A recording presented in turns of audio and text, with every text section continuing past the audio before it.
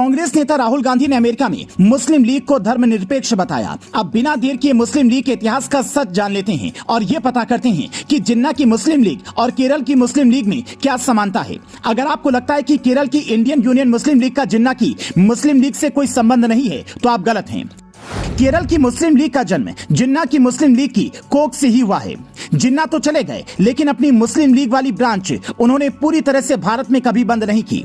आजादी के बाद जिन्ना के चेलों ने ही केरल की मुस्लिम लीग को पाला पोसा और उसे खड़ा किया था। हैरत की बात यह है कि खुद को धर्मनिरपेक्षता का ठेकेदार बताने वालों ने आज तक ये सवाल कभी नहीं उठाया कि इस देश में मुस्लिम लीग ही क्यों है और आखिर जिस पार्टी का नाम ही मुस्लिम लीग है उसको राहुल गांधी सेकुलर पार्टी क्यों बता रही हैं। दरअसल आजादी के पहले दक्षिण भारत में जिन्ना के दो खास चेले थे। पहले बी पोकर साहिब बहादुर और दूसरे एम मोहम्मद इस्माइल। ये दोनों दक्षिण भारत में जिन्ना की मुस्लिम लीग का कामकाज देखते थे।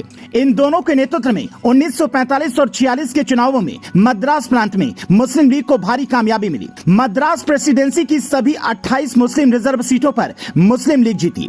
वहीं संविधान सभा यानी कि केंद्रीय असेंबली के लिए मद्रास प्रेसिडेंसी में 3 सीटें मुस्लिमों के लिए आरक्षित की गई थी, जिनमें सभी 3 सीटें मुस्लिम लीग जीती। अगर आपको लग रहा है कि देश का बंटवारा होने के बाद जिन्ना के ये चेले जिन्ना के पास पाकिस्तान चले गए होंगे तो आप गलत हैं। ये दोनों न केवल बंटवारे के बाद भारत में ही रहे बल्कि इन्होंने एक बार फिर जिन्ना की मुस्लिम लीग को भारत में जिंदा कर दिया। आजादी के महज 7 महीने बाद ही 10 मार्च 1948 को एम मोहम्मद इस्माइल और बी पोकर ने मुस्लिम लीग के नेताओं की एक बैठक बुलाई। मद्रास के राजाजी हॉल में हुई इस बैठक में मुस्लिम लीग के वे सभी बड़े नेता शामिल हुए जो बंटवारे के बाद पाकिस्तान नहीं गए थे बल्कि हिंदुस्तान में ही रहकर एक बार फिर से नफरत की बीज बोने की तैयारी कर रहे थे। अपने इसी मिशन को अंजाम देने के लिए 10 मार्च 1948 को भारत में मुस्लिम लीग का फिर से गठन किया और इस बार इसे नाम दिया गया इंडियन यूनियन मुस्लिम लीग। एम मोहम्मद इस्माइल इसके पहले अध्यक्ष चुने गए और उन्हें नाम दिया गया कायदे मिल्लत यानी कि देश के नेता।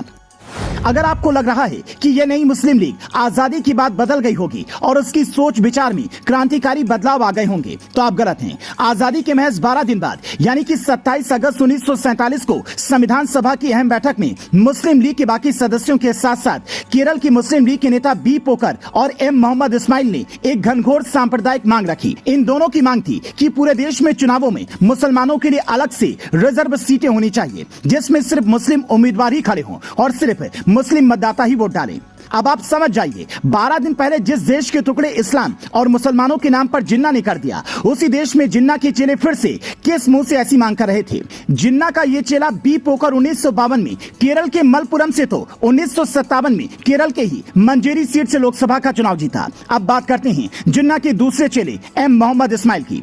केरल मुस्लिम लीग का ये नेता भी चालाकी में किसी से कम नहीं था। ये संविधान सभा का सदस्य बनने के बाद 1952, 1958 तक ये राज्यसभा सांसद रहा। इसके बाद 1962, 1967 और 1971 में लगातार 3 बार केरल की मंजेरी सीट से लोकसभा का चुनाव जीता। 1954 में जब हिंदू मैरिज एक्ट पर बहस चल रही थी तब मुसलमानों के लिए भी मुस्लिम मैरिज एक्ट लाने की मांग हुई। अगर ये मांग पूरी हो जाती तो उसी समय 3 तलाक के खिलाफ कानून बन गया होता।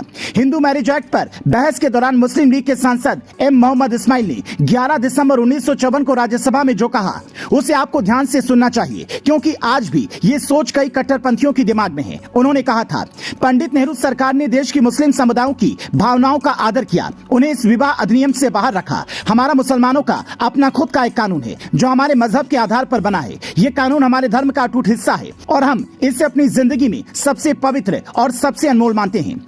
सोचिए जिस मुस्लिम लीग के नेता आजाद भारत में मुसलमानों के लिए अलग से रिजर्व सीटें और शरिया कानून की मांग कर रहे थे आज उसी मुस्लिम लीग के साथ कांग्रेस गठबंधन में है और राहुल गांधी बिना वक्त गवाए ऐसी पार्टी को सेकुलर पार्टी बता देते हैं। आगे सुनिए कौन सी पार्टी मुसलमानों को ज्यादा से ज्यादा फायदा देगी। ये सोचकर केरल की मुस्लिम लीग कभी कांग्रेस तो कभी कम्युनिस्ट पार्टी का दामन थापती रही।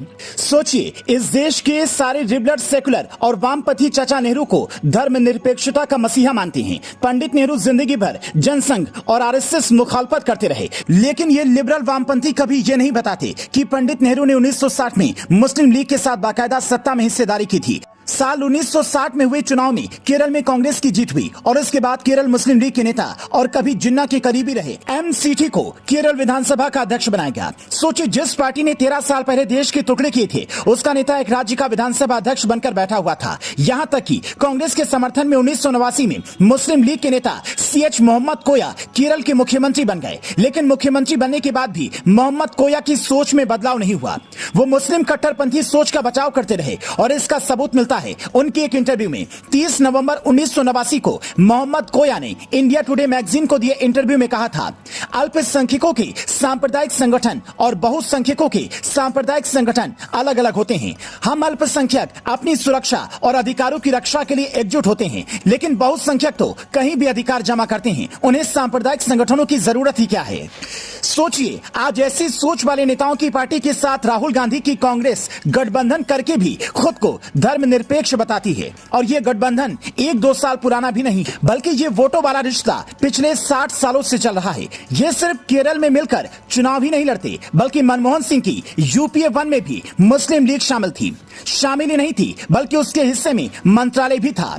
मुस्लिम लीग के E अहमद विदेश राज्य मंत्री रहे। इसीलिए अगली बार जब कोई आपके सामने केरल वाली मुस्लिम लीग को सेकुलर बताए, तो उसको एक बार इतिहास और वर्तमान दोनों की यात्रा जरूर करा दीजिएगा।